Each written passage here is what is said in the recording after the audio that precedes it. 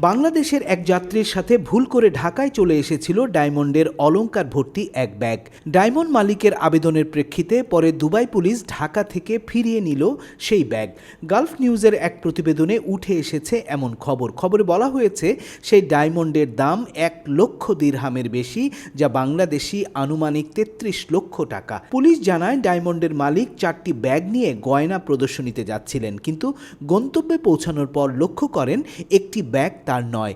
ঘটনার পরপরই Dubai police গঠন করে বিশেষ তদন্ত দল। আবিষ্কার হয় এক বাংলাদেশি যাত্রী ভুল করে নিয়ে যান ডায়মন্ডের ব্যাগটি।